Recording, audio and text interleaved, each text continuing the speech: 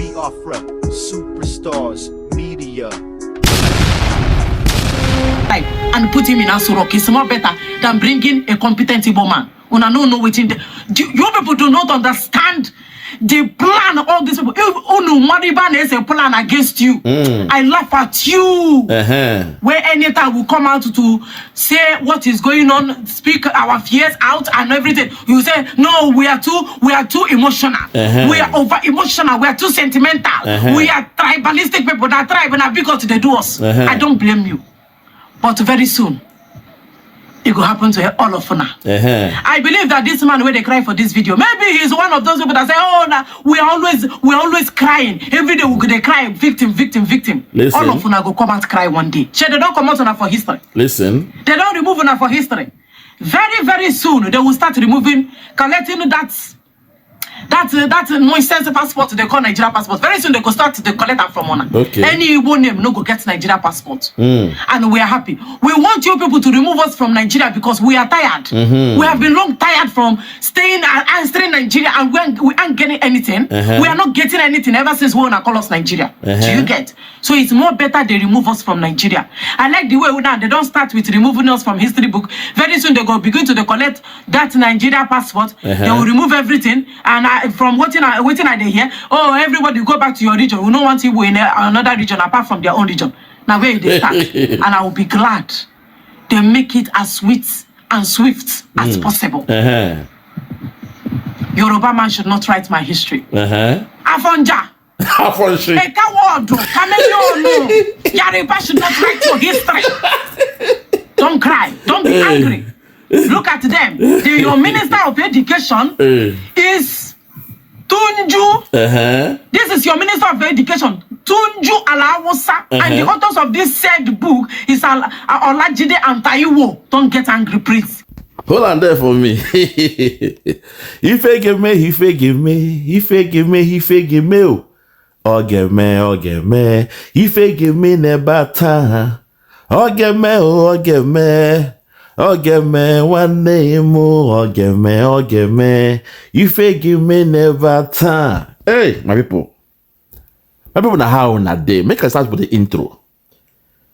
I said, make I choke mouth for this one because when I saw my sister Lisa Kano speak on this, I felt okay. One more time, let me come and educate you guys. Remind you guys, say, I told you so. I told you so. But before I start this analysis, I must come with the full introduction this time.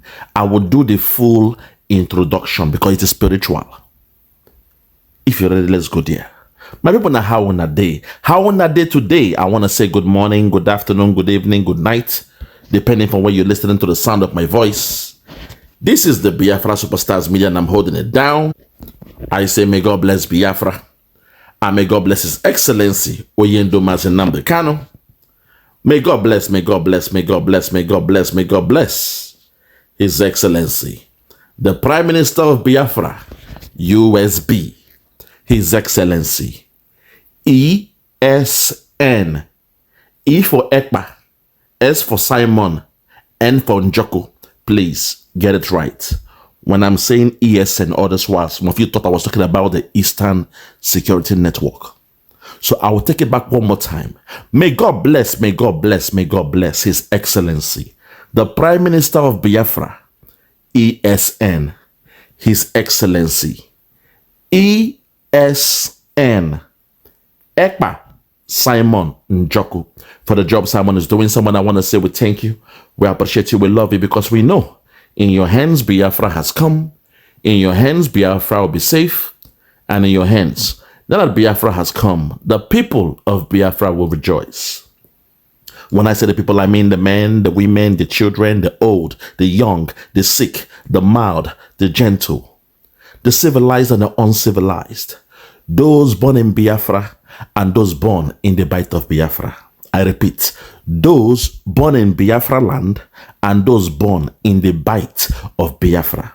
We shall all come together under one voice, under one accord, under one union, under one government and under one God to scream for Hallelujah Day, the day that the God of Biafra has made. Lord have mercy. Above all, I say, may God bless Her Excellency, the Deputy Prime Minister of Biafra, Dr. Ngozi Okonjo-Iweala. Madam, you're doing a good job. Madam, keep your head up. Madam, it's a time like this that we need your voice to reassure the Biafrans, perhaps from the Igbo side, because Biafra is not just Igbos. So perhaps you may have to speak to the Biafrans from the Igbo area.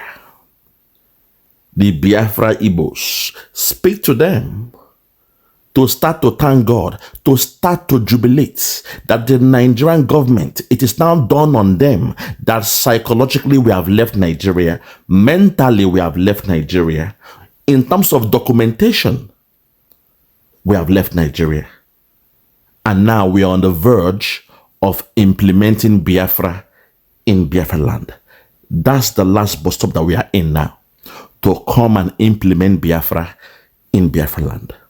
Unfortunately, those who are not following us, they are the one crying. They say a witch cries at night and the baby dies in the morning. Those who are not following what we are doing, now them they cry, they shock, say, how come? Nigeria, how come? My beloved Nigeria, how come? Our name is not in your history. How come you have erased the Igbos? Igbo from your history. You guys need to understand something. They call it planning.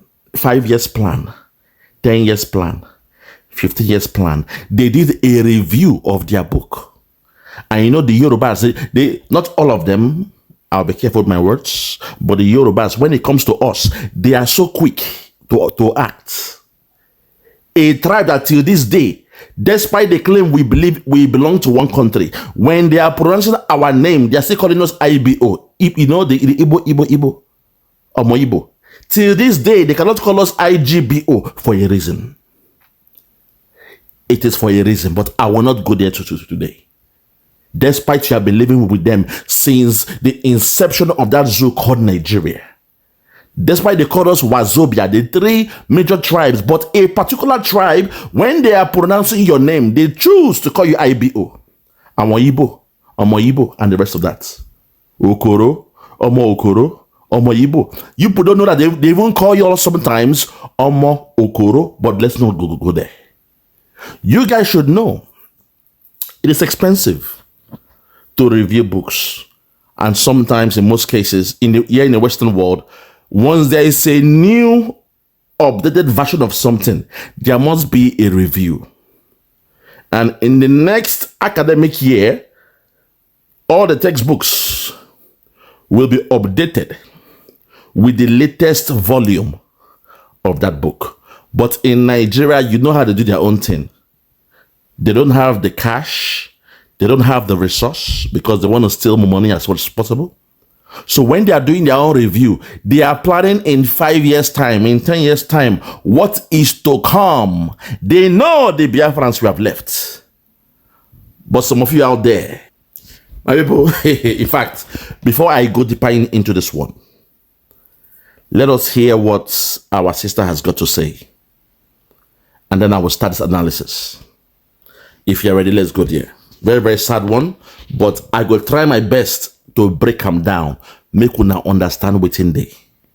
So make we hear our sister, Lisa NJ Kano, as she breaks it down. If you're ready, let's go there. Listen. You know, Igbos are the most worthless tribe in Nigeria. How? Yeah, you heard it. Igbos are the most worthless tribe in Nigeria. Get angry all you like, but they are just all mouth and no depth. Just mouth. Hold it there, first of all. We are not the most worthless tribe. I would say some of the Igbos who are stupid. Those who are deaf, dumb, and blind. Those who say they believe in Nigeria. Those who are stooges to the caliphate. Those who are politicians and because they are enjoying from the crumbs of the caliphate. And their relatives, their family members. They somehow say they believe in Nigeria. Those who don't know that during the Biafran war, the seed of the caliphate, not just that though, the seed of the Yorubas as well, because some military from the north and from the southwest, they all raped our women. They all raped our women. They all planted their seed in the land of Biafra. So this man that they call Job, is it Joe Ibibokwe, that you see him, what he's doing in Lagos? You guys, in the physical, you might think he's an Igbo man. But he may know something that we don't know. You're not taking your time to do your research. Who is his mother? Who is his grandmother? Who is his father? Or his grandfather? What does he know about his family tree that will make a man behave the way he behaves? So those ones who are condemning Nnamdi Kanu, like that small young girl one time that was saying, Nnamdi Kanu, you are causing problem in Nigeria. Your actions are terror related. You want to destroy my political career. That young girl, when they were debating, people like that, you can ascribe them as being stupid and foolish. The deaf, the dumb, and the blind. But people like us that have been telling you what is happening in Nigeria, people like Simon Ekpa that knew that the best way to go is to fight and defend your land. We ain't stupid. We ain't as stupid as you think you want to classify us as. You want to use an umbrella to classify the Igbos. Please, I object to that and I reject your analysis. Call the names of those who are being stupid, foolish. Those who don't have the skills to understand that there is fire on the mountain. Those are the ones you should be calling. Talk your talk, but make sure you are more specific, realistic, and time-bound. I will not go deeper on this. Let us continue. Listen. Because if they are not, why should this be happening in Nigeria right now? Why should this be happening? You know how they told us that they removed history from the Nigerian curriculum because they didn't want sentiment, because of the war, the civil war. But history just got reintroduced to the Nigerian educational system. And guess what? They put inside here. See, before now, my son came and asked me, I said, Dad, I thought Igbos were the third biggest tribe in Nigeria. I said, yes. He said, how come there is no Igbo in their history book? I was shocked. I took their book and I looked at it. All the history of all the major tribes in Nigeria. We have the Hausa State, Kanuri Empire, Nupe, Igala, Yorubas, Bini Kingdom, Efik, Niger Delta, and Shekiri. No Igbo. For a tribe that has almost 5 to 6 states. Hold it there. What do you expect when your enemies are writing your story? You see, the mistake you guys make is this. In your mind, you don't know there is still a war going on. You guys, you assume that Nigeria is sweet, that you are in a country, you are in a nation. In a nation, they will celebrate the different tribes. But in Nigeria, they are creating a war. They envy you guys. They hate on you guys. Unfortunately, most of the Igbos that don't know these things are those who come from the east and to the southwest, and they are doing their business. And because they are making some profit, they are blessing the land that they are making the money from. And by so doing, they are assuming that everything is sweet. They believe in Nigeria, everything is fine. They have some friends who are from the Hausa side, from the Yoruba, and they say, oh, my brother, my elder brother, he's a friend, he's a comrade. I love my friends, they love me. Now they make that mistake. But people like us that have lived in the belly of the beast, we know how they call us Igbo, or more Igbo, not even Igbo. Despite they have lived with you since the inception of Nigeria, they still call you IBO. It's for a reason. You see what's going on in Nigeria? They still hate on you with a passion. It's for a reason. Some of you still assume, say, oh, the number one enemy we have are the Fulani, the Hausa, and I laugh, you guys. I know you guys don't know what you're talking about.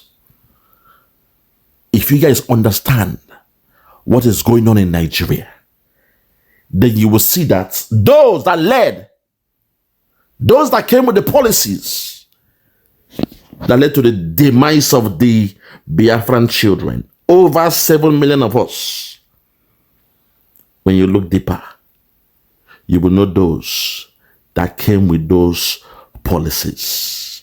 When it comes to the blockade of the food, a human being thought it was okay in a time of war to come with a blockade of the food. Despite Russia and Ukraine till this day they are fighting, but there is no blockade when it comes to the basic amenities. Even when they are dropping bombs, they don't drop bombs on those essential amenities. Basic amenities, essential amenities. Basic things like food, things like water, the reservoirs. They will not destroy those places. Essential things like the telecommunication system, those networks, those things that they need. They know it runs the economy. It is the sine qua non to the economy of Ukraine or Russia. You don't go to those places. But in Nigeria, someone came with a policy and said, why are you feeding your enemies? I was locked there in Calabar. I saw all their soldiers. They're looking fresh. They are looking healthy. Why are you feeding your enemies? All you have to do is to blockade the food. When they are hungry, they will eat themselves. After they eat themselves, they will drop their guns on the floor and they will beg for mercy. Why are you feeding your enemies? Not only that, after the war, when Jack said no victor, no vanquish, someone came with the policy of a deferred payment. What do I mean? They say, okay, what do you have in your bank account, you Igbos? If you have 10 million, we are giving you 20 pounds. If you have 1 naira, we are giving you 20 pounds. If you have 10,000, we are giving you 20 pounds. What about the rest? After we go pay on our back, a deferred payment. Till this day, it was not honored. They didn't honor the agreement of a deferred payment system. All they gave you was 20 pounds. They say, hold 20 pounds now, then after we go balance with the on our bank, there will be, a trial balance to look at what you have. And we shall carry everything out, work it out, do the exchange rate, then pay on. But for now, take 20 pounds. Go and do your research. Who came with that policy of 20 pounds? Then you will understand. Say, when the author of these books have a Yoruba name, then you will understand where I'm coming from. But you guys in the East, you still have the Makobi Wane culture. You trust everybody because you are from an environment where we have trust and love. That's why the Igbos, even here in the Western world, I told you my own story. I was able to help a girl who came to school, but she didn't know she has to pay for her hostel. She has no money. She was almost living in the streets. And out of love, this girl, she's a Yoruba girl. Out of love, I called a friend who has a restaurant, like a nightclub and a bar restaurant. I called him and said, please, we have a sister here. She's almost homeless. I beg, she needs a place to stay. Because of me, my friend said, oh yeah, bring her down to my place. We took her to the restaurant. There was a room, a private room that she was given free of charge. Not only that, she was working for them in that restaurant, getting paid, eating free food, and living free of charge. That's who we are, naturally. Makobi Wane, for the love of your brother. But unfortunately, the other tribes don't see it that way. To an extent, the Hausas, they're also very, very nice. Don't get me wrong. But to the Yorubas, not all of them, to the Yorubas, I told you there's certain change a sudden change that happened from 1999 when a certain man became the governor of Lagos State. From there stem all this hatred you are seeing, all this tribalism you are seeing. From that man, all this thing came. In the time of Obasanjo as president, it wasn't as bad as this on the national side of things. But in Lagos, in the state side of things, things were happening. Igbos who were working in the civil service in Lagos, those who were working in government jobs, in local government jobs, they start to change their name. I told you guys how, from my own poor view, what I was saying, from my own experience. I used to love my uncles and relatives, the Ishiagu they used to wear every Friday. Why? I was relating to, the cartoon they call Voltron, the 5 lions. So when they wear the Ishiagu with those lion heads, me being a young child, a young boy, I was a child then, I was juxtaposing in my mind, say, wow, this is Voltron. So I love my uncles whenever they dress that way, and I play with their shirts, their Ishiagu.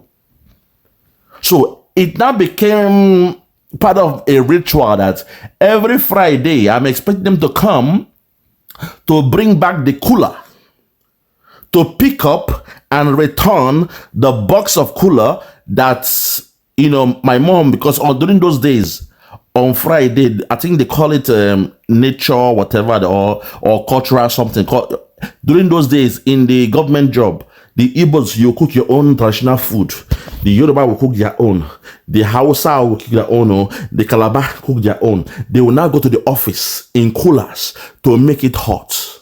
My uncle then didn't know how to cook, so she will come and beg my mom, "Mommy, please help me cook, make it sweet well, technically in a competition." So my mom will now cook a very solid one for him. He will come in the house, pick it in the cooler, take it to work. Then on that time, during their break time, they will all enjoy the different food. That was how harmonious, beautiful, loving Lagos was. The Igbo, the Yoruba, they come together. The Hausa, the Calabar, Calabars, they were more prominent then. Etebe and all those guys, they were more prominent. They had a say in Lagos. But today, they've been relegated. But let's continue. So it was like a ritual to me. Every Friday, I love the way my uncles, they wear their Ishiagu. Until one day, they stopped wearing the Ishiagu every Friday. And I said, Uncle, where is your lion shirt? I used to call it the lion shirt.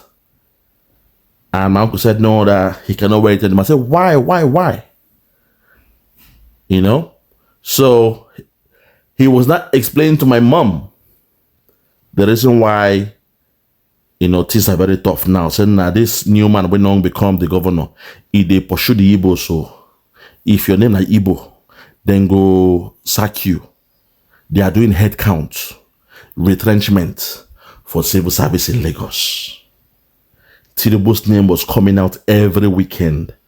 Tinubu, this governor, wow, if they pursue them, or if they lose their job, or I was hearing this thing and I was wondering what's going on. They stopped wearing their Ishiagu not to identify as Igbos anymore in Lagos.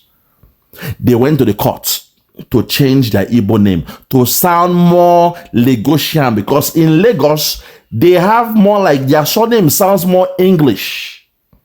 Pedro, Meadows, Henshaw, those are the native names or the surnames of the real Lagosians, the Aworis.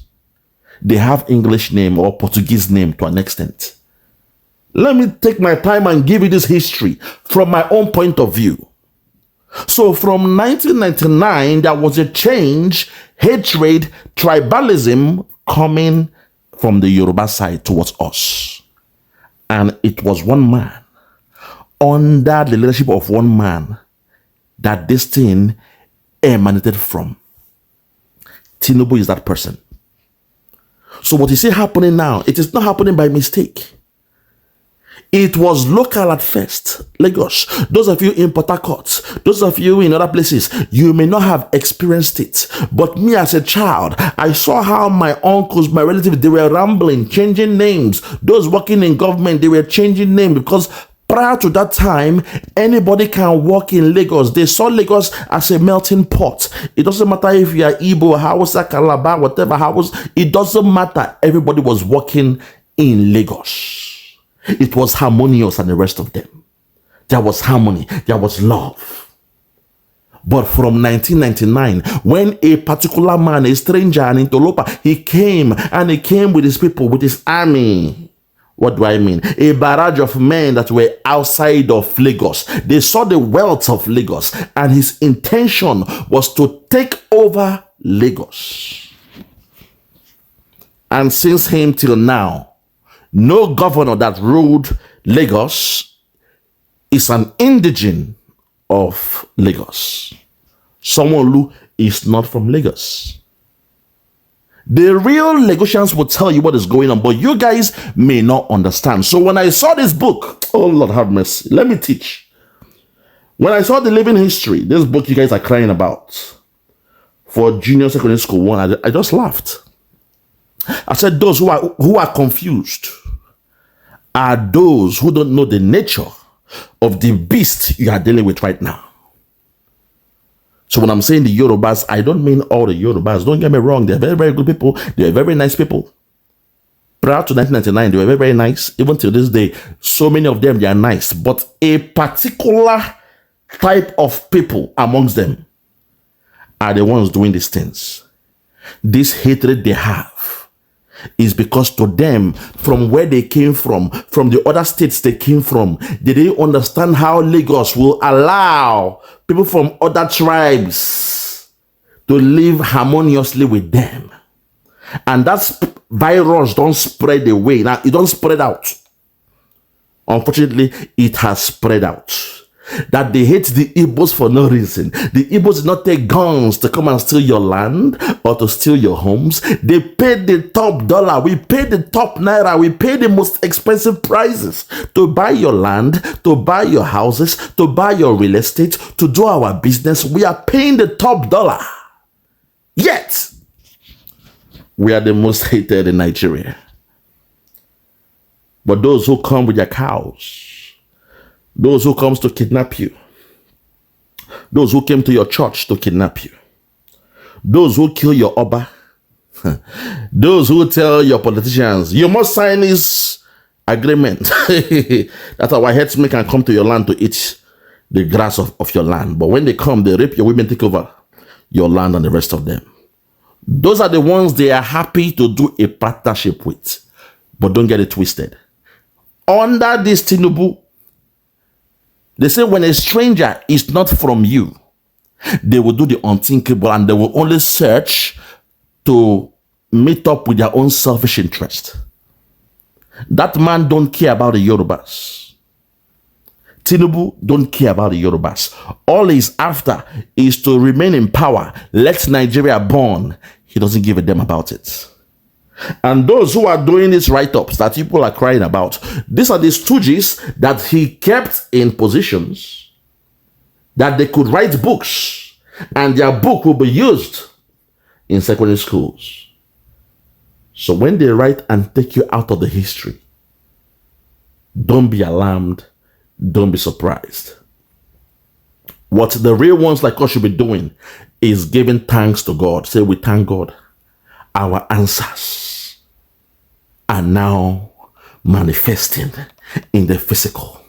What we did in the spiritual, oh my God, what we did legally in the documentation that we did when we went to Finland on the 29th of December or November 2024, when Biafra was redeclared, those things we did, those legal documentation we're looking for, today in Nigeria, it is now happening in the physical. They are now being forced to implement it, even though they think it is tribalism to take our name out, because they don't want to waste money in the next 4 years to do a new book and take the Igbos out of Nigeria to say, oh, when it comes to Nigeria, it is just the Yoruba, the Hausa, and the Fulani, the Nupe, and also things like that, because they know they will have to revision or revise those books when we officially leave that zoo called Nigeria. They know that. But to the Yorubas who follow the Tinubu government, they don't want to waste their time to spend extra money doing a revision of a book in 4 years' time, or in 2 years' time, or in 3 years' time. Hence, they are being stubborn and they took it out of that book. So to the Biafrans, we are saying, rejoice, rejoice, rejoice.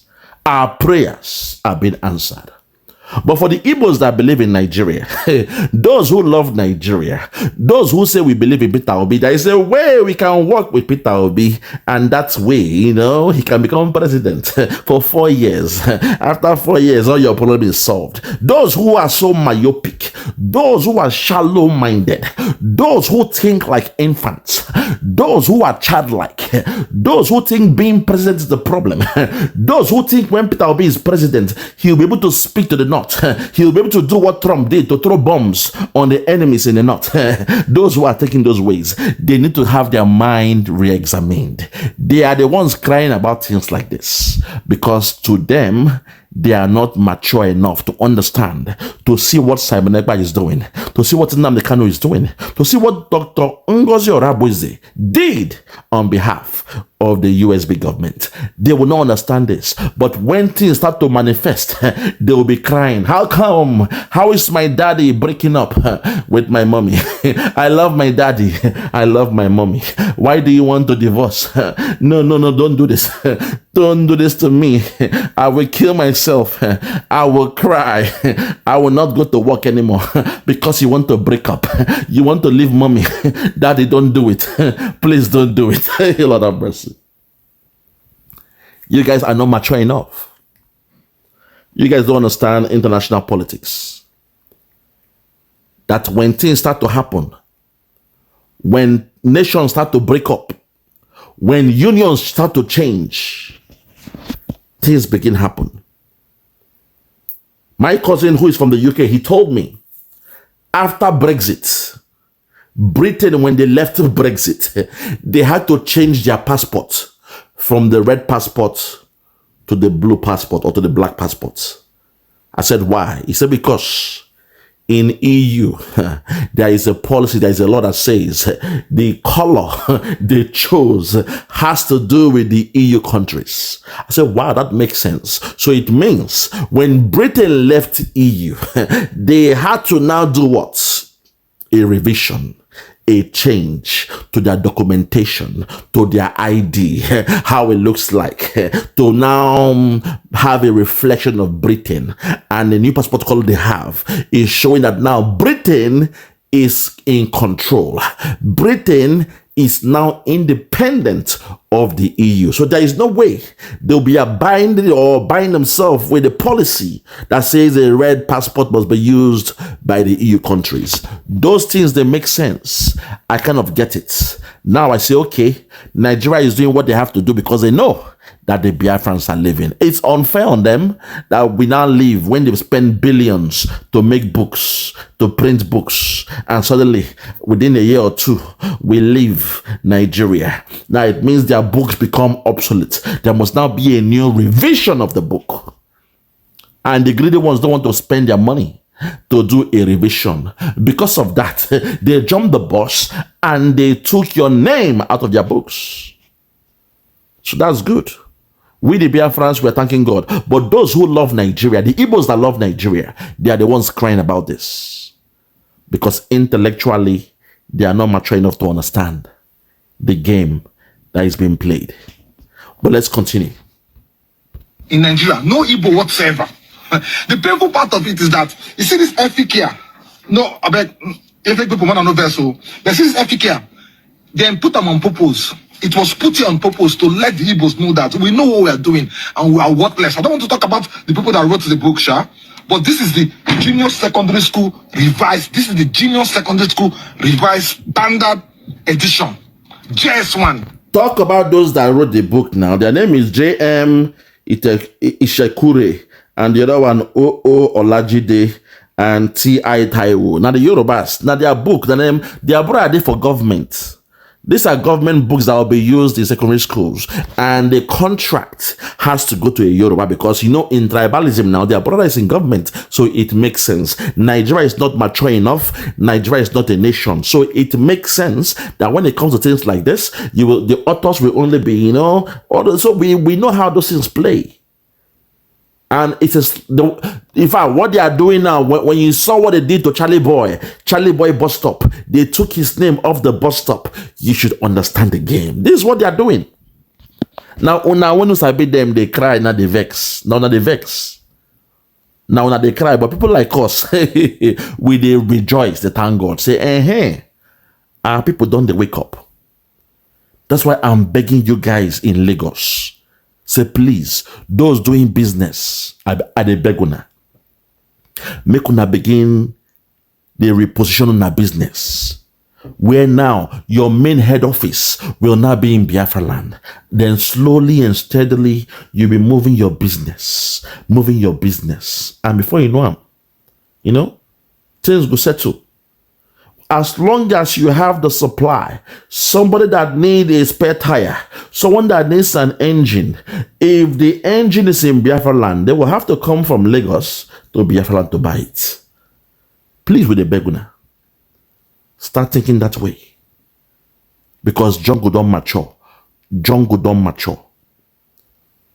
People like us were born in Lagos. But I am telling you, give Lagos to the Yorubas. I know why I'm saying that. Because it makes no sense. The way things are going, politically, Nigeria is not mature. There is tribalism, nepotism, and retapism. Red tape. Peter Obi cannot be president. Why? There is a red tape. He was winning the election. You saw what they did to him. They said, oh, there was a glitch. A glitch happened. And you guys, till this day, you still believe there was a glitch? Are you guys that stupid? Are you foolish? Don't you understand? Nigeria is not mature enough to allow you guys to be part of them. Can't you see it? Can't you see it?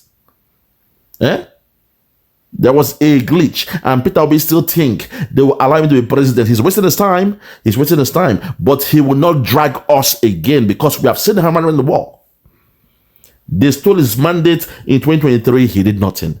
They will steal it again in 2027. Now the same court that you go now, the same court that gave them the kind of life imprisonment, and heaven did not fall down. That same court, now they go for 2027. So Peter Obi, if you are wise, do not drag us to that nonsense anymore. Do not drag the Biafrans to that nonsense. Because if you know, Nigeria will not give it to you. Do not drag us to that nonsense again. But let's continue. You know, the funny part is that our biggest flex as Igbos is just two things: to build houses and paint them white so we can show them every December on Twitter, on social media, and of course name our children Jewish names. That's the only thing that we know how to do best right now. Because if this is happening, like, we have been erased from our history. It's not your history, okay? You've been erased, yes, from the Nigerian history. Because when you divorce yourself from Nigeria, what do you expect them to do? Come on. What do you expect them now? When you divorce your wife, or if your wife divorces you, that house when Una been gets, or when she buys, she will go back to the bank, remortgage them, change the deeds, change the documentation. It will not have her name alone. Whoever is living the house, they will take their name off it. This is a normal thing that should happen, a natural phenomenon, a process that must take place. You understand? Now, supposed to understand and say they are discussing about the tribes in Nigeria or whatever, or the ethnic groups in Nigeria. They know that on paper, we have left them. If not say that country is a satanic country. Nigeria is a satanic country. They want to suck our blood as much as possible. Not only that, those they have handpicked and placed as governors, they are not of us. From Sosoludo, the other one from Enugu, those guys, Peter Mbao, those guys, they are not of us. But you guys don't understand this game. They tried to control us from within. They tried to control us from within. but we have to fight to break out. We have men on ground protecting the land. You guys don't understand why the Yorubas, they have their Amotekun, but your own Southeast governors, they refuse to have a security framework because they are part of the caliphate. You guys will not understand what I'm saying. Because if you are the son of the soil and you see what the Fulani are doing, encroaching your land, taking over your land, raping your women in the farm, killing the people, Islamizing your people, the Yorubas that we say they are very, very weak, they are shy, they are cowards, they are governors, they have their Amotekun to protect them. And then suddenly your own so-called Igbo governors, they did nothing about it. Until Mazindam, they kind of say, okay, no, this is not possible. I present to you the Eastern Security Network. When a real man that has the interest of the Igbos did what he had to do for the people, suddenly, those ones that were planted by the caliphate, they now came out and said, no, IPOB is hereby proscribed. ESN is proscribed. Then suddenly, they came with their own Ebube Agu to kill with the Biafrans, to kill the ESN, not to go against the Fulani Caliphate. My people, the sperm, the blood, the gene of the Caliphate that was spread around during the war, the Biafran war, it is still real. It is real. The way things are now, nearly all the governors were planted in Biafra land. They are not of us. Yes, they speak the language. Yeah, they speak the language, you know. There was a time I was with a friend in Enugu. That their railway, the Enugu railway. That place they call, is it MNA Abena, you know, where they had the railways there. All the Fulani or all the Hausa there, they are very, very fluent in Igbo. The only way you know their Hausa is the way they dress sometimes during their festival. But their daughters, their sons are very fluent in Igbo language when it comes to Enugu State. I was shocked because they're more fluent than I am. I said, how can these people learn this kind of language like this? Somebody go wear kaftan, they speak the Igbo, hardcore Igbo. Then from their name, you can also tell, but some of them, you know, they go change name now. Nigeria don't have a proper ID verification system. So a Fulani man can just bear the name of an Igbo man and he's made governor. Pitamba, Pitamba, Pitamba. We know what's in there. We know what's in there.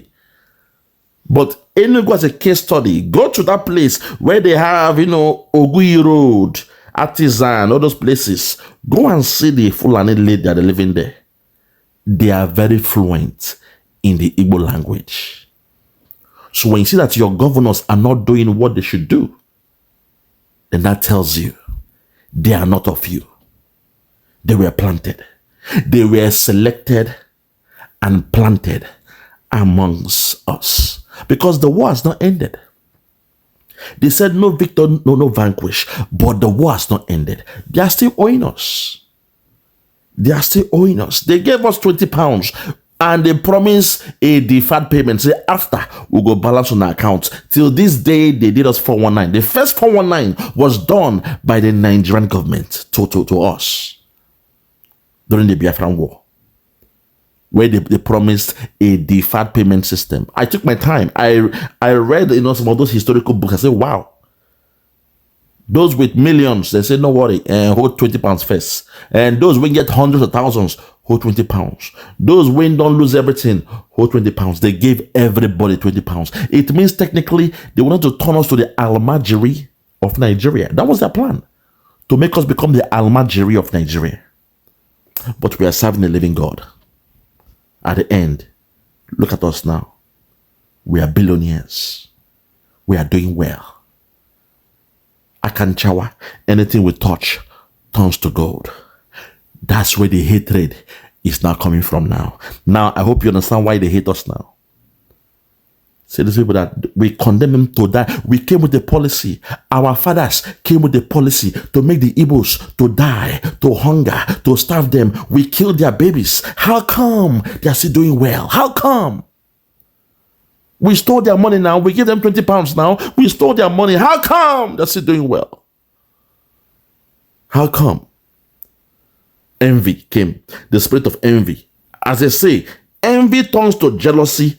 Jealousy turns to hatred. So for you guys who are still shouting, the Fulani, I was laughing when I said, you guys might not really know the real enemy here.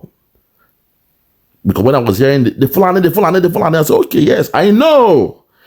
There is a plan by the Fulani.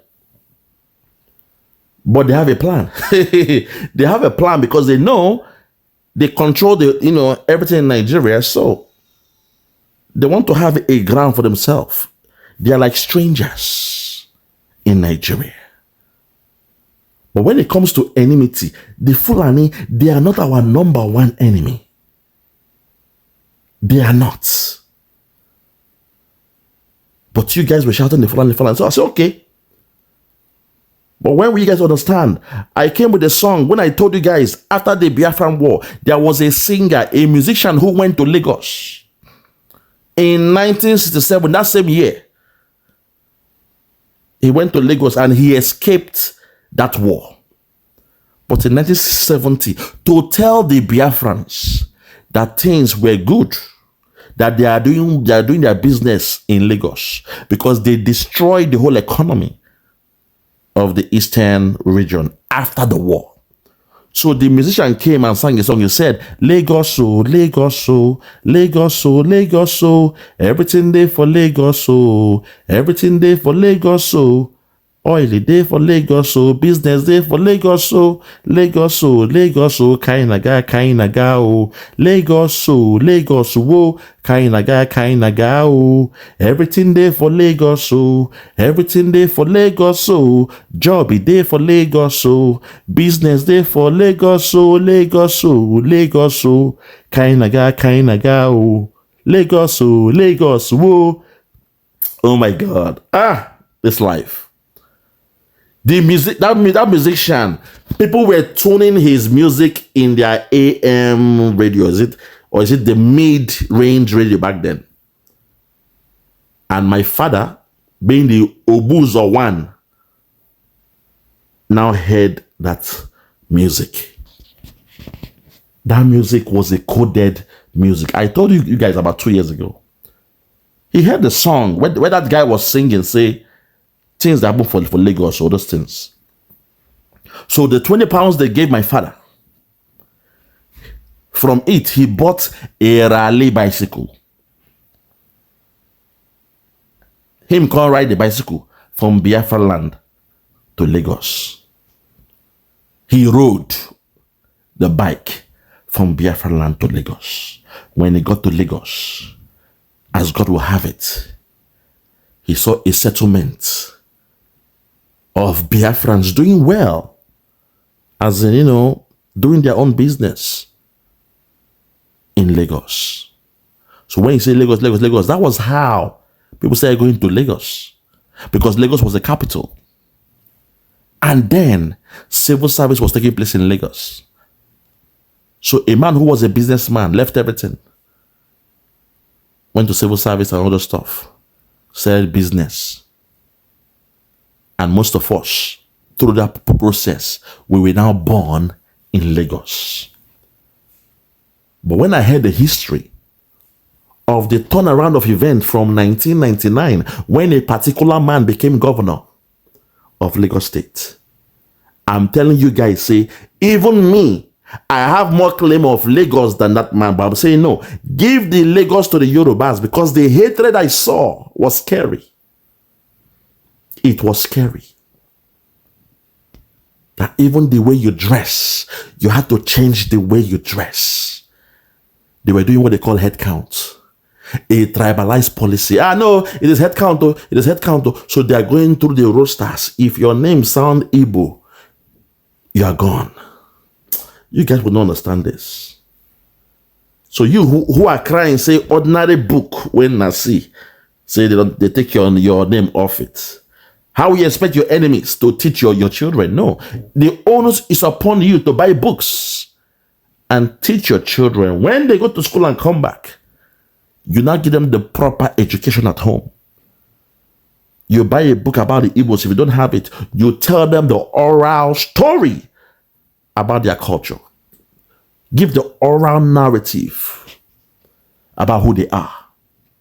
Don't wait for the school to do it. What do you expect from your enemy? To write, oh, the third biggest, and tribe are the Igbos, the richest tribe that do very well are the Igbos. Are you crazy?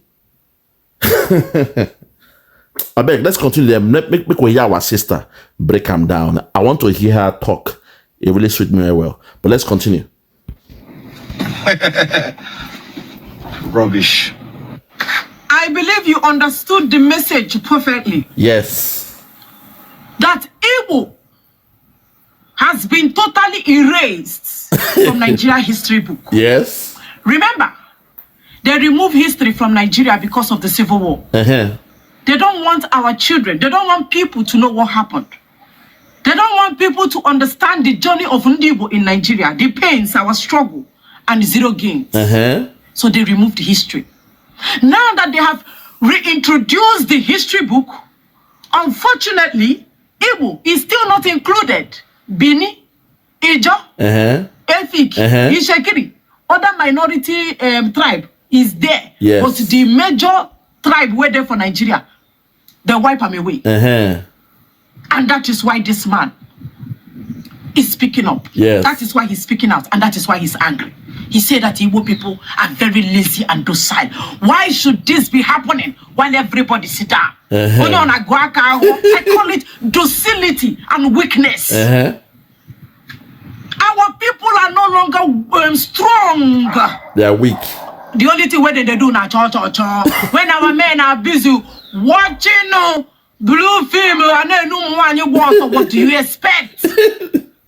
That's true. Who will speak for us? Now I have checked the authors of the book, and I also went further to check who is the Minister of Education in Nigeria. Listen. And I wasn't really surprised when I found out the names of the authors. What do you expect? For you, you are surprised, but I don't think I'm surprised. Right, let's see what You are surprised, but I don't think I'm surprised. Okay. The Minister of Education in Nigeria is Dr. Tunju Alawusa. That is your Minister of Education. Is a Yoruba man. The authors of this same book, this history book, when the history book when they talk about, they don't distribute them. Nigerian schools, you don't get them. But Igbo is not inside. Because Igbo is no longer part of Nigeria. Now you know, but I know already. God bless the you. authors of the book is Olajide, and the second author of the book is T.E. Taiwo. And I don't see the people who write the book. Taiwo and Olajide. Is it a Yoruba person that will write your history? God bless you. If they write your history, what do you think a Yoruba man will tell them when they get to that 15 January 1966 coup that they insisted was an Igbo coup? The Igbo were responsible for the coup. Some of the military men from the Igbo side, they were angry with the way Nigeria was going. So they decided to carry a coup. And when they carried a coup, they were so angry. They were so selfish. They didn't kill their own people who were politicians. They left Azikiwe. They didn't kill Azikiwe. They didn't kill this one. They didn't kill that one. But they killed all the Yoruba. They killed all the Hausa. It was unfair. So that led to the Igbos. The Yorubas had to come back and they did their own counter coup. And before you know, the Hausa, they had to do what they did because the Igbos, what they did was very, very wrong. My sister, we know the game. We know what they go talk. We know what in there. But let's continue because Yoruba man go exonerate Igbo from that? For where? Or they will still say that it's Igbo coup while our children will read it? Let me tell you people something. The problem we have is that we don't want to tell ourselves the truth. Mbano. The moment we start speaking the truth, maybe that is when our solution will start coming. The truth is that the Igbos have been totally annihilated from Nigeria without them knowing it. We have been annihilated. We have been, they don't come out of us for Nigeria, but we must still see ourselves. And I don't even want to be part of Nigeria again. Hold on there, my sister. Most of us no say we don't live in Nigeria. You see, all this while when we follow Simon Ekpa, people say we are stupid. Miscreants. No. We saw the fire on the mountain and we had to move to the place for, for refuge, to take refuge. We knew there was fire coming to consume Nigeria. Nigeria was like a sinking ship. So when we follow Simon Ekpa doing what we are doing, now people will go begin to understand why we're doing what we are doing. We ain't crazy. We went there for the Western world. We are not stupid. We are not hungry. I'm not a miscreant. You understand? I'm not a miscreant. I keep telling you guys, me, I don't zero my mind when it comes to Nigeria. I don't zero my mind all these years. I was busy building the empire of the white man. Money is not the problem. I can go anywhere I want to go in this world. You see? Because I know, say deep inside, say Nigeria is a forgotten, it's a dead zone. They are animals. They still live in a dark age. They are 2/3 of a human. When white man was calling you guys 2/3 of a human, they were right.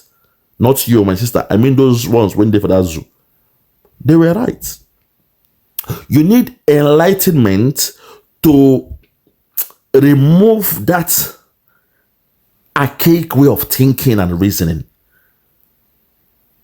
That's what I'm saying. So we, when they follow Simon Ekpa, we, when they follow Nnamdi Kanu, we know, say, we don't leave Nigeria. Some tell Nnamdi Kanu, say, Nnamdi Kanu, the best you can do, make IPOB a political wing. Those guys, they are stupid. Because now you can see, say, we cannot coexist with Nigeria.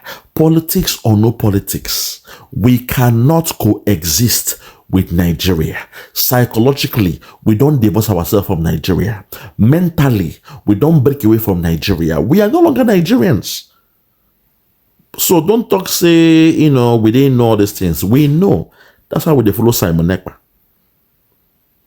You see, we know, say, this Nigeria, we know if it belong to this. The process go hard. Our only problem now, those politicians, when they don't handpick them, Uzodema, you see him now from number 4. A man was already the governor, EKPA, whatever his name is, in Imo State then. He was already doing his job as a governor when they came and took him out. He has spent some few months as a governor when they came and took him out. I hear say they pay him off as well, but you know his hands were tied. If he want to fight, what they did to this guy for Port Harcourt, for River State, the governor there, they would have done it to EKPA because the Fulani were in full swing. Now Nnamdi Kanu won't slow them down. That's why they are angry with Nnamdi Kanu. Not only that, the Yorubas don't know why they are angry with Nnamdi Kanu. The Yorubas don't know why they are angry with Nnamdi Kanu. But I know, say deep inside, the Yorubas who are from the Muslim side, when believe in the caliphate, when believe in Tinubu, they see Nnamdi Kanu as somebody that is also trying to open the eyes of the Yorubas. So that's why some of them, they are, in fact, they hate him more because they are cowards. They are scared of the caliphate. So they must act like, say, them also hate them well. Make the Fulani them come understand, say, okay, we're all on the same page. Now they can't even open our eyes, say, come, fire on the mountain. They are coming, they are coming, they are coming.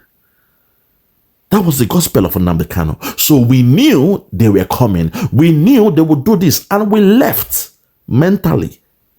We came with IPOB. You saw what the political wing did. So we broke away from IPOB. We came with IPOB autopilot. From IPOB autopilot, we formed the Biafra Republic government in exile. Exile to show you we have left Nigeria.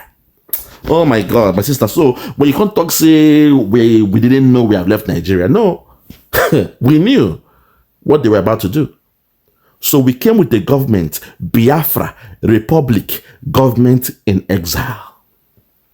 And to help us get to our country, we can't work towards to create some more documentations to help us become a nation under the UN treaty. There are some documentations we need to get. So Simon Ekpa tried his best to gather the documentation. And when we went for our convention, the set from the 29th of November 2024, unfortunately, 2 weeks to the convention, Nigeria, that took your name out, that took the Igbos out from the culture stuff. Nigeria, they planned with your governors. The same way they are planning with Soludo now. You see, to create a commotion in Anambra, in Onitsha. They know why they are doing it. Tinubu he's so scared of the North. He wants to push the problem now to Igbo side. Not the Northwest. He said, no. You know, the Sultan will be angry. Let us move it to the Igbo side. And Soludo is doing it for him.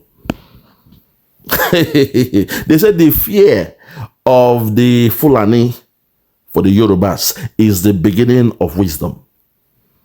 He wants to move it away from Northwest to Onitsha.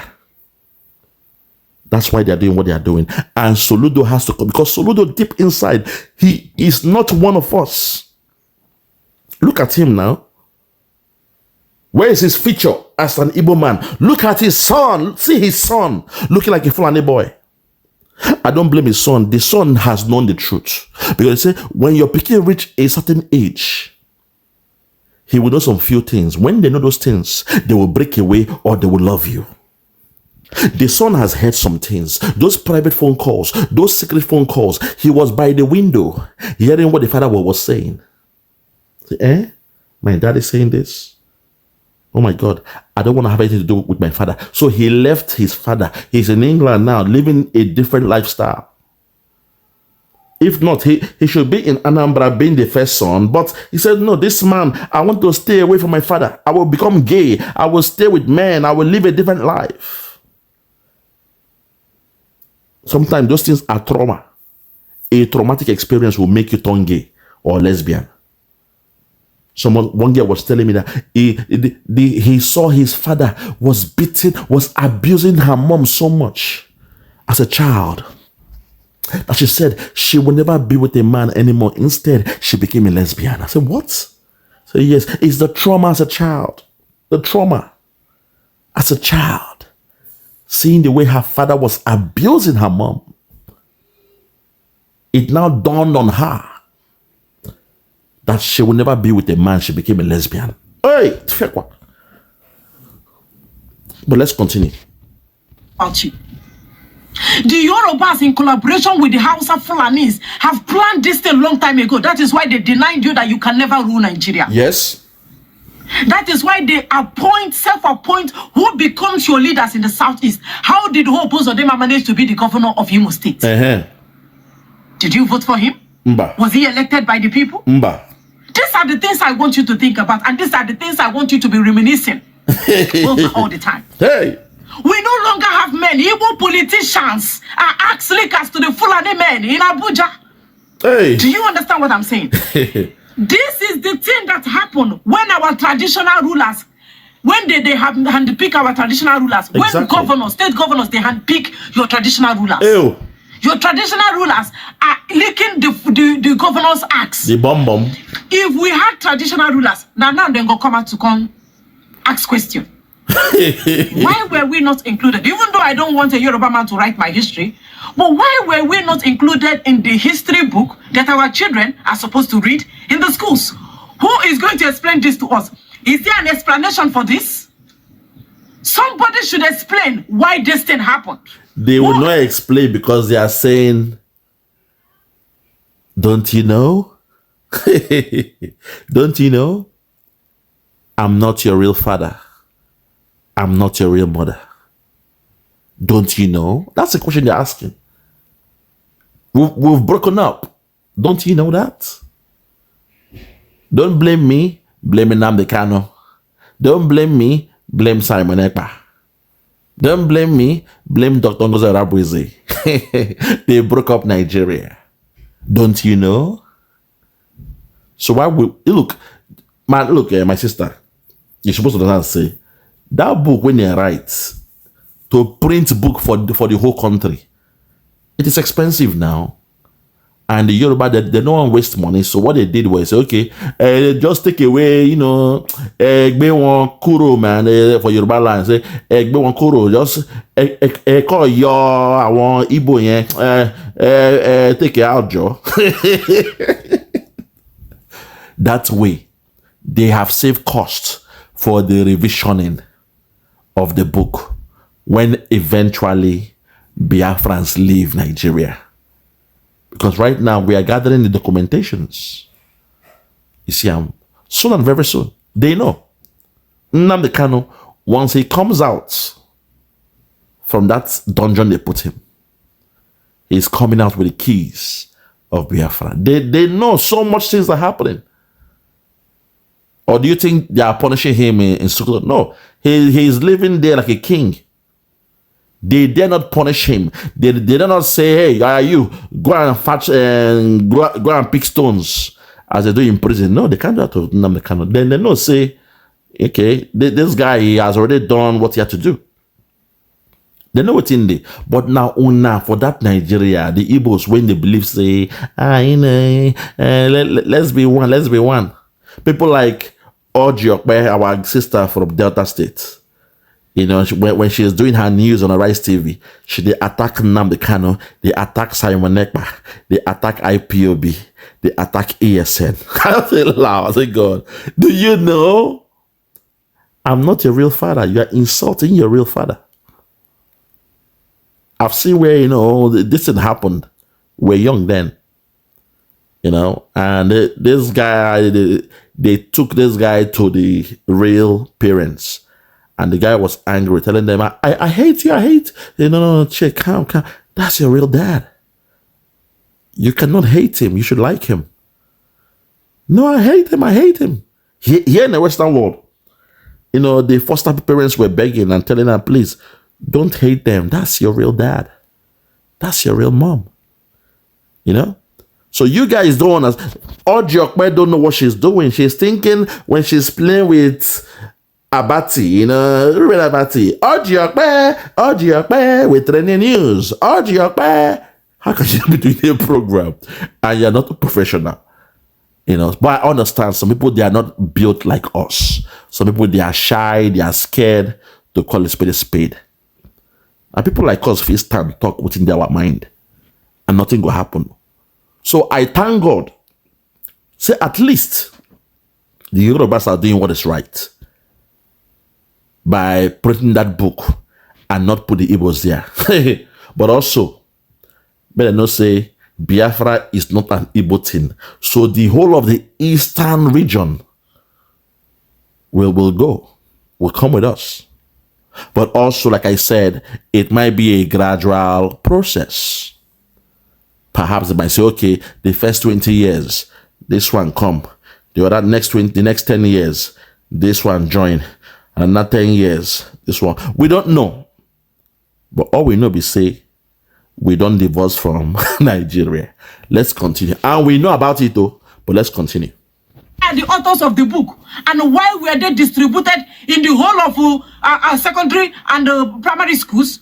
Our children are supposed to read this and are supposed to consume this without seeing Igbo in that history book. So they will start asking questions. I saw Hausa, I saw Fulani, I saw Yoruba, I saw Efik, I saw Ijo, I saw Bini. Why are my people not included in the history book? Then you will tell them and say yes, because that book was revised in the year 2026 or 2025. However, Biafra was redeclared on the 29th of November 2024.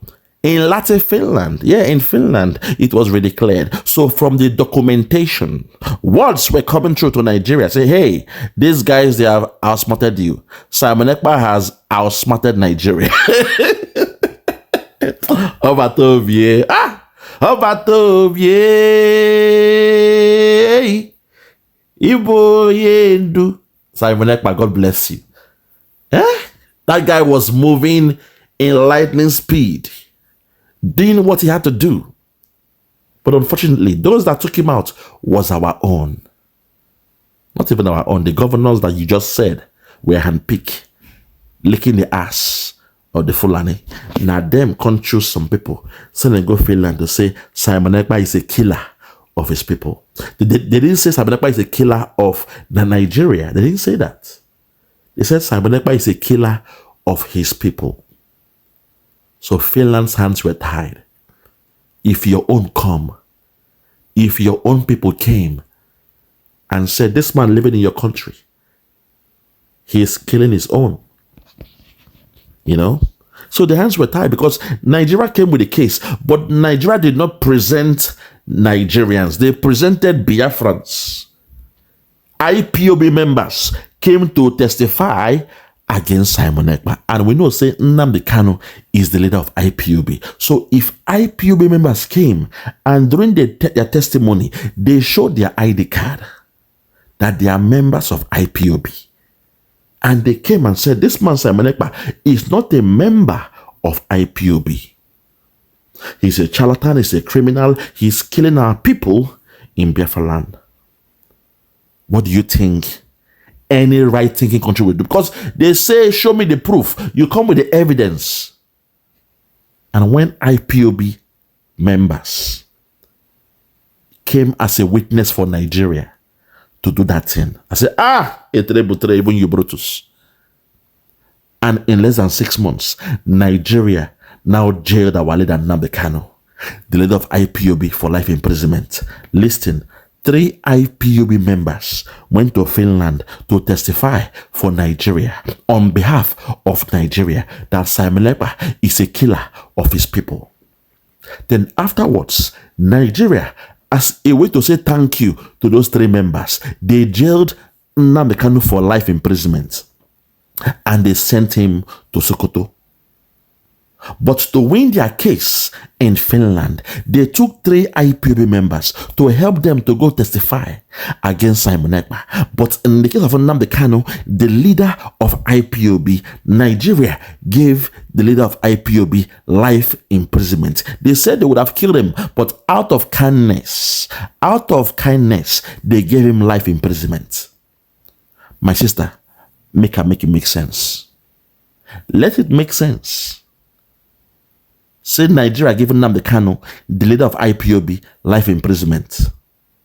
And Nigeria worked with 3 IPOB members, flew them to Finland, booked their hotel for 3 days, and they gave witness in the case, they testify in the case of Simon Ekpa on behalf of Nigeria in Finland. And Simon Ekpa was given 6 years imprisonment in Finland based on the test. Oh my God. Atalamshi. Based on the testimony of IPOB members, Finland gave Nigeria, or gave Simon Ekpa 6 years. Based on the testimony of IPOB members. The case was between Nigeria, Finland, and Simon Ekpa. And Nigeria, they sent 3 IPOB members to Finland. I hope now you are understanding where I'm coming from. I hope when they hear my grammar. God. My sister, that tells you, say, your so-called Igbo politicians, they're all compromised. The DOS, they've been compromised.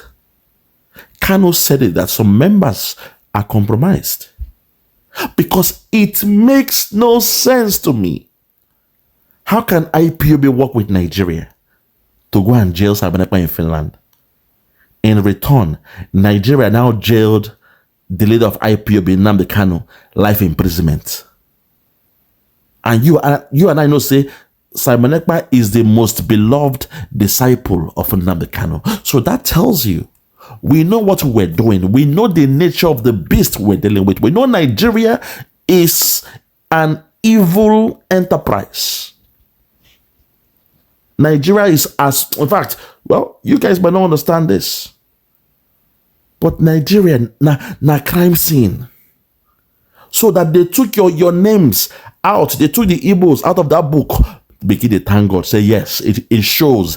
These are the signs that Biafra is coming in a faster pace. Let's continue, babe, because of time. The teacher will not have any answer to that. And let me tell you the reason. The reason why they don't want to include you for Nigeria history book is because of Nigeria civil war. What would they tell them when they get there? When they reach to that chapter? When they reach chapter 5 of the Biafra civil war, what do they go write there? What do you think they will write there?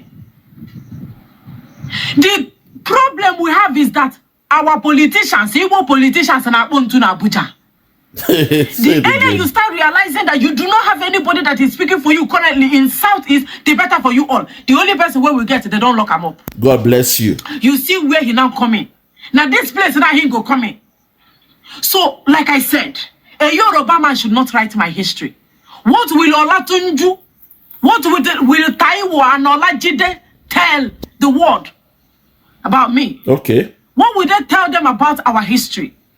Now we're supposed to come out to stand up, not all talking. It's not all about talking. It's about time we start acting. Okay. We should write our history. A Yoruba man should not write my history when they don't have history. Yoruba get history. Yoruba having history. How can somebody who doesn't get history come tell my history, my story? They don't know anything about me. They shouldn't tell my story. I will be surprised if a Yoruba man writes story or history about an Igbo man. I don't even know what he would write because I know they are too biased. They won't write anything. They still call you Igbo, Ibo, Igbo. Despite you have lived with them in that country since the beginning of Nigeria. We are one of the major tribes, but a particular tribe, they choose to pronounce your name differently. It is deliberate. They know what they are doing. They know, say, Igbo stands for the whole. So they want to be mischievous. And they say, Igbo. Ibio. They know why they are doing that. Because subconsciously, they want to tie you down in the so-called 5 states. That's why they don't say IGBO. They use IBO. Something we don't call ourselves. The Yorubas are calling us that. Think that. Look, make una begin think with me. Oh. I tell una say, we when them born for Lagos, we have seen the best of both worlds. We have experienced the life in the eastern region, in Yoruba land. I see how things dey. Now, when they come from Biafra land at a mature age, coming to do trade for Lagos, now they fall our hand because now they think, say, Marco be one day, they love you, they appreciate you. Then go burn your house down, then go break your house down. You go and beg the Bale, you go and beg the chairman, you go and beg the king, you pay some money to the king, you pay them billions. They'll say, okay, go and build back on that land. And you are happy, you rush to go and rebuild on the land they broke your previous homes in. That's the mistake you guys are making. But we when sabi them, we when grow up, we see the game that they play. That kind of thing. That's why I say, if not they wise, begin they slowly they wind down your business in Lagos and start moving to Biafra land. That's why I say, give Lagos to the Yorubas.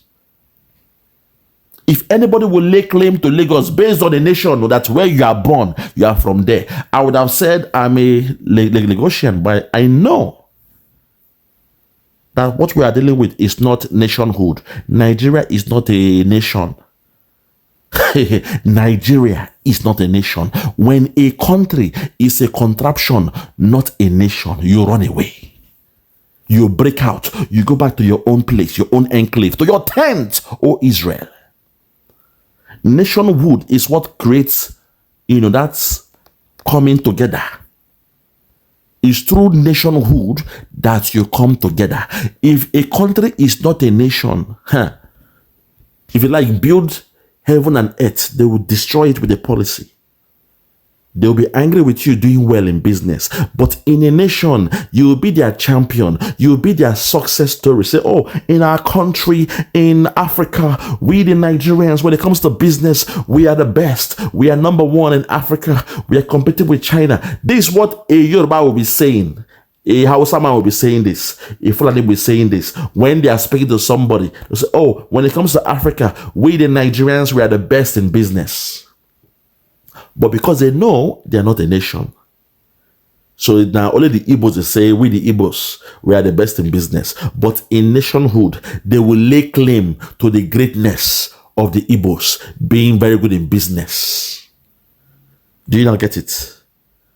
But when you are just a contraption, they will say, no, don't hate us. So it's the Igbos. You people should hate. Like you saw what happened in Ghana, in South Africa, where some other tribes were saying to them, look, we're not the problem. It is the Igbos, those tribes called Igbos. They are the problems in South Africa. They are the ones who stealing your land. They are the ones stealing your money. They are the ones doing your fraud. Even in Ghana, that they are, they are happy to tell them, say, oh, don't blame us. It's the Igbos you should blame. Why? you are not a nation. But in nationhood, somebody in far away Alaska will celebrate somebody in New York doing great. You see, that's the difference. Because in nationhood, it is we the people. We claim this. We are doing this. Even God had to come in agreement when he was making man. He said, let us make man in our image and after our likeness, our nationhood. We the people, nationhood. But when you hear one Nigeria, it shows the oxymoron there. There is no oneness in Nigeria. So because they know there is no oneness, they have to emphasize it. The only country with the name one Nigeria. Even Britain now had to remove great in their name. I heard before they were called Great Britain, but they've taken away the great in their name. Because they know as a nation, they are no longer great. Those days of empire are over. So as a people, they say, okay, let us calm down and be more responsible. And they took away the great in their name. Now they are known as Britain or the UK, United Kingdom. This is history. That's how you know a nation from a country or a contraption. In a country, you hate a tribe for doing well. You hate a tribe for doing business. When you say businessmen, they are bound to be billionaires. But another tribe will be angry with you because you are doing business, because you are known for doing business. They are angry with you. They hate on you because you are good in something. God have mercy. And you guys are angry they took your name out of their books. That's their Nigeria for them. Give them their Nigeria. Start seeing yourselves as Biafrans with the Beguna. With the Beguna. Very soon, that they are Naira. They go change them now. In fact, slowly now, they are changing the Igbo man side there. The Igbo for that Naira, they are changing it slowly. Before you know, and now the Igbo man will be like a middle belt. But let's continue. No, they are too tribalistic. I know they are bigoted to the teeth. And I know that they don't tell the truth. A typical Yoruba man don't know how to speak the truth. So what will he say about my history? What will a Yoruba man tell the world about me when they don't speak the truth? Okay. When they are chameleon in nature, when they snitch on you, when what they stand today, tomorrow they don't stand for another thing because of what they stand to eat, because of what they stand to gain. How will a Yoruba man write my history? I want you to think about this. Now you're talking. We should stop expecting too much from these people. Stop expecting anything, too much thing from this establishment because it has never been in your favor. When men were men, when we had men, the time of Akachukwu. Did you know? When men were men, when we had men, the time of Akachukwu. Listen. These are some of the things that made him to fight the war. Listen. The truth is that the reason why Akachukwu went to war, they don't solve them. No, the marginalization and the injustice is still glaring to everybody to see. Now you where they shout, oh no, I'm patriotic. We have to let us be united one Nigeria. I want you to give me answer to this question: why they remove Una for history book? You were the woman. Oh no!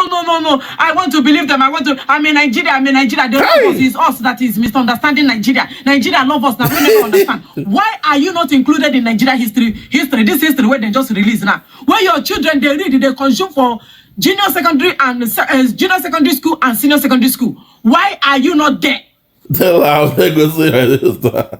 They go say, I love Nigeria, no go lie. The inside of I go day till I die. I love my country, being a Nigerian, come and sing for me. Come on. Hey, I am glad you guys are waking up. I am so glad you guys are waking up.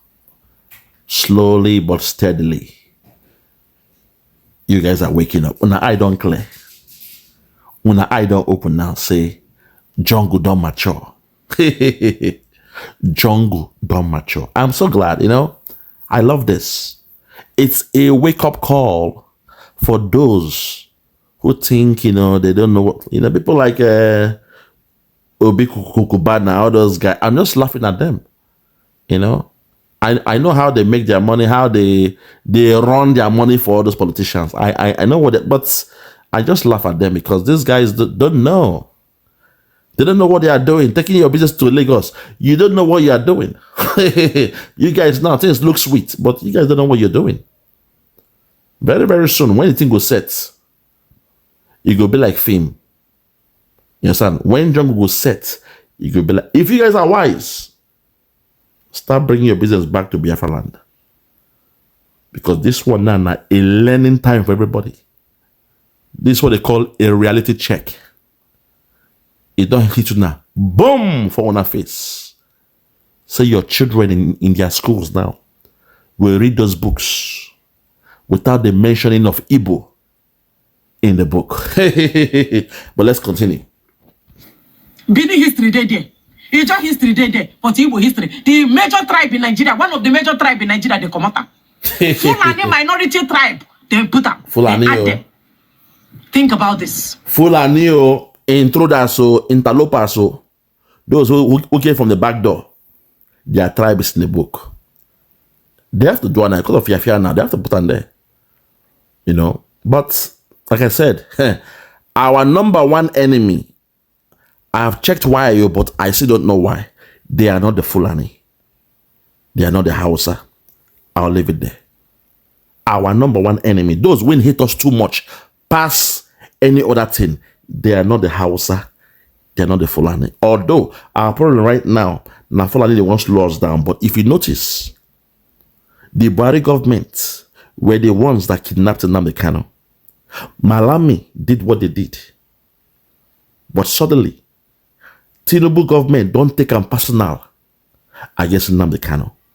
Despite their brother, our good friend, Chief Dr. Sunday Adeyemo, a.k.a. Sunday Igboho. You see, when I call his name, I give him all the accolades. Because deep inside, I have no problem for him. In fact, I'm happy for him fighting for his people. But you see the way under a Tinubu government, Igboho is a free man. Not only that, from the most wanted list, his name is out. Someone like me, when they talk like this now, I've gotten the intel saying my name they for most wanted list for that zoo called Nigeria.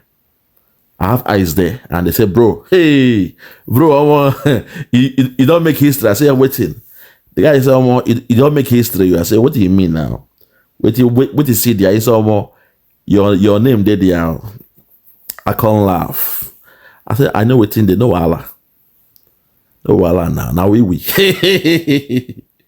I told him, say, the Nigeria is today, you will see no more. He said, well, how did they take no? I said, guy, forget it. Now we know what's in there. People like us, our name is in the most wanted list or in the wanted list.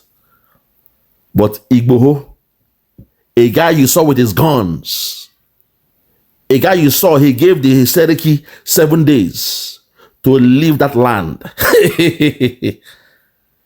And he marked his words with action. He went to that land and they all ran away. Respect to him for doing what he has to do for his people. I say respect to Chief Dr. Sunday Igboho, a.k.a. Sunday Adeyemo. He did what he had to do. Don't you see me? I keep it real. I don't care.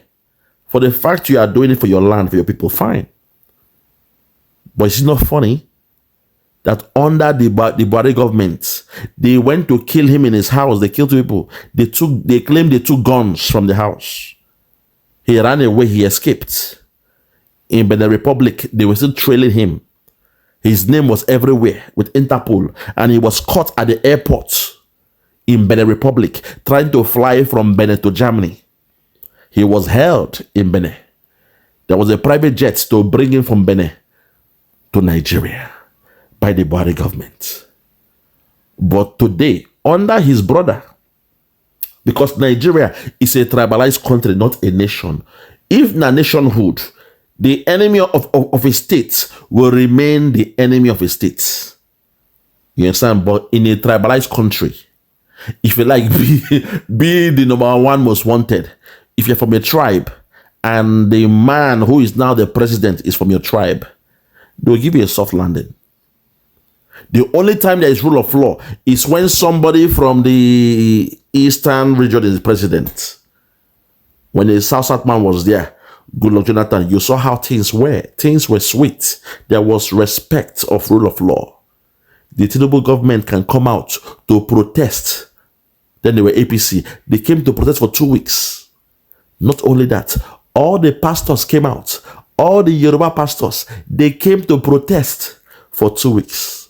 Pastor E.A. Adegboye came to protest.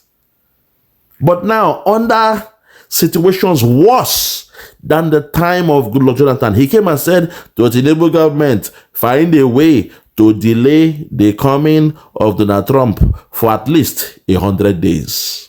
Find a way to delay the coming of Donald Trump for at least 100 days. When Trump is coming to stop the genocide of Christians, Pastor E.A. Adegboye said no. Tinubu government, his brother, a Yoruba man, should find a way to delay Donald Trump from coming to stop the genocide of Christians for 100 days. Tribalism is different from nationhood. So you guys who are confused, you are angry. Now they cry, say they come to the name. Make una thank God. Say now, those who are stubborn, those who are blaming Simon Ekpa, now their eyes don't they open. Say, is this possible? From Wazobia, they say the tripod holding Nigeria up is a three-legged tripod. Wazobia, one for Yoruba, Zo for Hausa, Bia for Igbo. Wazobia, they are the three main one. But today, that tripod, they don't come with that name. They don't come with us in that place because they know we have left them. Not only that, when you allow your enemies, your number one enemy, to write about you, then indeed you are very, very stupid and foolish. Because in a country that is not a nation, don't expect such. But let's continue. Let's continue. Wrap it up. Ojuzo Kalu is one of your leaders, so Benjamin Kalu, his own is to remove Alex Oti. Do you understand the type of people you have in Southeast? It is actually disgusting and irritating to tell you that you don't have any leaders speaking for you. All you need to do is to man up, stand up, stop being a coward. You have to speak for yourself and you have to start acting. Don't wait for this man. They are homo. Politicians soon, your leaders in Southeast, cannot come out and start speaking for you. True talk. How will he speak for you when they are slave masters, when their masters are Fulani?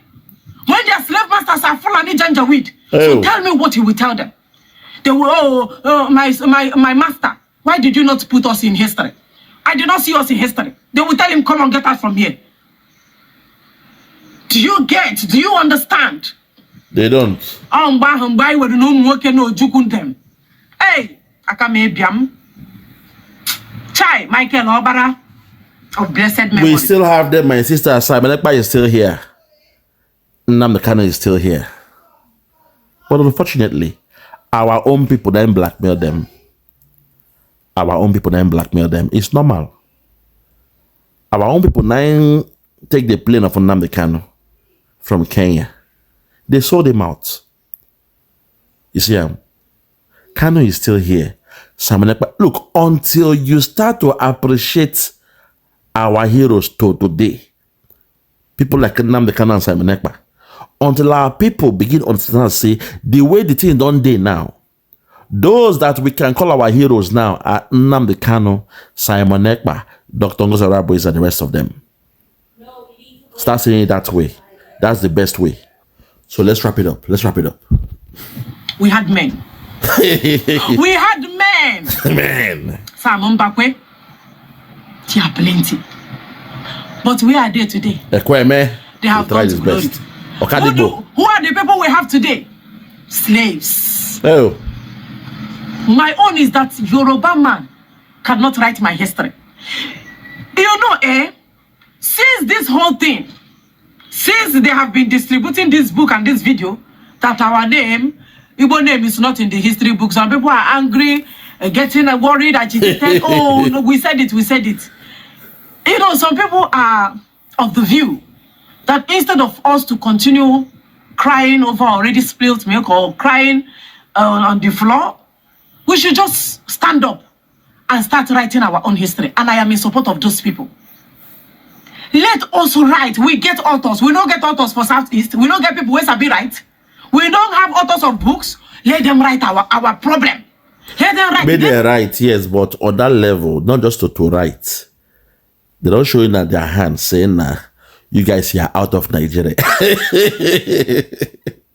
We are out of Nigeria. You are out of the history of Nigeria. Government book, they're different. A book they are using for a curriculum in a school or in schools in Nigeria is different from you just being an author writing your own. You understand? In nationhood, when books like history, they call this one living history for junior secondary school one. Books like this, when we get our Biafra, we go break them down. I want to be like TV series. We go write everything well about us. But now, Nigeria has written about them, about their new Nigeria. They call it living history. It's like a living document. It means it has to be up to date in real time. And in real time now, Biafra is not part of Nigeria. Look at the book again. They call them Living History for Junior Secondary Schools 1. If it was past history, then they would have said, oh, Wazobia was there, then Wa for Yoruba, Zo for Hausa, Bia for Igbo. But this one are living history. You see, this is something they want to use words, to play games. But the Yorubas, they're very, very cunning in things like this. They know why they call it living history. You see how? Not just the history books. Living history. Now coded words be that. Now coded words. Living there means the new Nigeria. This new Nigeria as they know it. Because before there was a Nigeria, perhaps it wouldn't have been a Wazobia. If Oyibo didn't come and make us one, there would not be a Wazobia. You see, but because Oyibo made us one, then there was now a Wazobia. So now the living history of Nigeria, the Biafrans are not there. So they have to write it down. Igbos are not there. But they'll be making a mistake. If they think Biafra is just Igbo, they are making a mistake. But they wait them now. We know where they wait them. So you guys are just crying and say Igbo, Igbo, Igbo. We know where they go. We know that junction when the Appian way, when they won't take. And we're waiting them there. Let's continue. Let's start from our coming into Nigeria in 1914. How we managed to enter. And where we don't see ourselves today. Did we get better? We never got better. Instead, we got worse. We are only trying to survive. Why they are trying to wipe us away? The problem is that Fulani, Janjaweed, and Yoruba people, their plan is to erase us totally from Nigeria. They want us to stop existing. They have tried in several occasions. Every government policies is always against Igbo. They just want us to leave Nigeria. They want to take us away. But they couldn't. They now say, okay, let us start denying them. They don't go rule Nigeria. Instead, let us bring an imbecile from our tribe and put him in Asurok. It's more better than bringing a competent Igbo man. Una no know within the you people do not understand the plan of all these people. If Unu Mariban is a plan against you, I laugh at you.